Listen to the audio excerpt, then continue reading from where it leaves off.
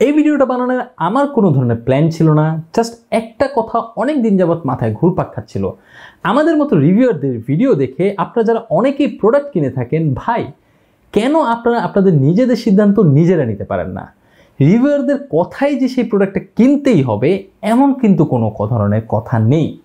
আপনারা বুদ্ধিমান, বিবেক বুদ্ধি আছে, আপনারা ভালো কোনটা খারাপ কোনটা সেই জিনিসটা বুঝতে পারেন, সেইগুলো চিন্তা ভাবনা করে দেন আপনি আপনার পছন্দের প্রোডাক্টটি পারচেস করুন। আমি মূলত যেভাবে আমার প্রোডাক্টগুলো রিভিউ করি সেখানে হলো আমি প্রোডাক্টগুলো ভালো দিকগুলোও বলি, খারাপ দিকগুলোও বলি, সেগুলো দেখে বিবেচনা করে দেন এই প্রোডাক্টটি পারচেস করবেন কিনা সেগুলো কিন্তু সিদ্ধান্ত টোটালি আপনার।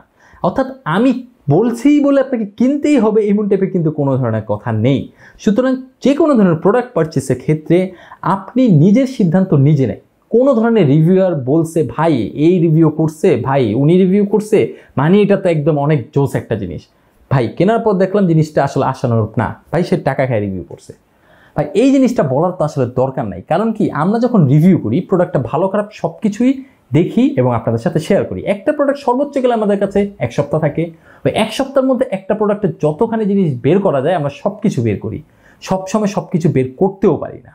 সুতরাং আপনি একটা জিনিস যখন ইউজ করলেন, লং টাইম ইউজ করার পর একটা কোনো কিছু সমস্যা ধরা পড়লো, তখন কিন্তু আসলে দোষ দিয়ে ফেলেন আমাদের, ভাই আপনি এই জিনিসটা বলেন নাই কেন, ভাই আপনি এই জিনিসটা দেখেন নাই কেন। সো একটা জিনিস কেনার ক্ষেত্রে অবশ্যই আপনারা আপনাদের নির্দিষ্ট যে সিদ্ধান্তটা সেটার উপরই গুরুত্ব দিবেন। আরেকটা জিনিস আমি বলি, আমরা নর্মালি যে কোনো একটা জিনিস যখন রিভিউ করি, লাইক ধরেন আমি আপনাকে দেখাই যে আমি এই যে নয়েজ ফিটের এটা দেখায় লাভ নাই, আমি লাইক আপনাকে বললাম যে এই যে দেখেন এই ফ্যানটা, এটা লাইক জিসু লাইভ F5, মানে সরি না জিসু লাইভ F5 না, এটা সোলো V5 প্রো যেটা আছে সেটা। হ্যাঁ, এখন আমি আপনাকে এই ফ্যানটার রিভিউ দেখাইলাম, এই ফ্যানটা রিভিউ করলাম, বললাম যে ভাই এটা ভালো, এই সব কিছু ঠিকঠাক।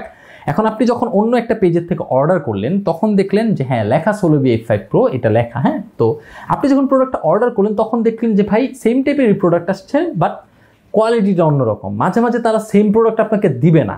অর্থাৎ আমি যে প্রোডাক্টটা রিভিউ করছি সেটা অরিজিনাল সোলো V5 প্রো, আপনি যেটা পারচেস করছেন সেটা হয়তো অরিজিনাল সোলো V5 প্রো না, সেটার ক্লোন ভার্সন, সেটা সেকেন্ড জেনারেশন বা সেটা নকল বলতে পারেন। তখন তো আসলে সেই প্রোডাক্টের সাথে আমি যেটা রিভিউ করছি সেটার সাথে কখনো মিলবে না, তাই না? সো অনেকেই আমাকে বলেন যে ভাই আপনি এই ফ্যানটা রিভিউ করছেন, আমি তো এই ফ্যানটা কিনে নিয়ে আসছি। তো এই ফ্যানটা তো এরকম না, ভাই আপনি এই স্মার্ট ওয়াচটা রিভিউ করছেন, আমি তো এই স্মার্ট ওয়াচটা কিনে নিয়ে আসছি।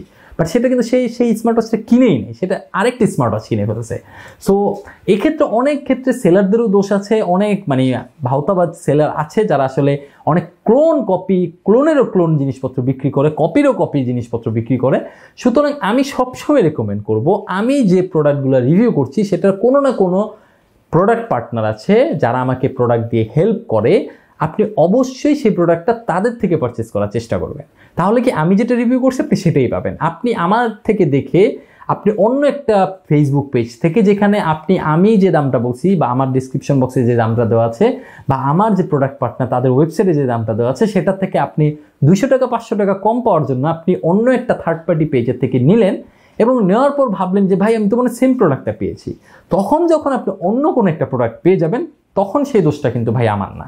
এরকম আমি অনেক কমপ্লেন পেয়েছি আমার ফেসবুক পেজে যে ভাই আপনি তো বললেন এটা, বাট এখন তো এটা এমন না, এটা তো এমন। ভাই আপনি তো এই স্মার্ট ওয়াচটা কিনতে বললেন, এখন তো এই স্মার্ট ওয়াচটা ভাই এই ফিচার আমি খুঁজে পাচ্ছি না, আসলে তো সেই স্মার্ট ওয়াচ কিনেই নেই, সে কিনছে আরেকটা। সো এইগুলা ব্যাপার নিয়ে একটু সাবধান থাকবেন। আশা করি আপনারা রিভিউটাকে এনজয় করবেন এবং পারচেস করার ক্ষেত্রে আপনাদের সিদ্ধান্তটাকে গুরুত্ব দেবেন, আমার সিদ্ধান্ত না। সো আজকে আমার ভিডিও এই পর্যন্ত। আমার ভিডিও যদি ভালো লেগে থাকে এবং আমার কথাগুলো যদি আপনি বুঝে থাকেন, ভিডিওতে লাইক দিবেন, কমেন্ট সেকশন আপনাদের মতামতটাকে জানাবেন। পরবর্তী যে কোনো ভিডিও নিয়ে আসা পর্যন্ত আজকের মতো বিদায় নিচ্ছি। সবাই ভালো থাকবেন, সুস্থ থাকবেন। এবং বৃষ্টির মধ্যে ভিডিও শ্যুট করতেছি, বাইরে বৃষ্টি পড়তেছে, বজ্রপাত হচ্ছে, ভালো থাকবেন। আল্লাহ হাফেজ।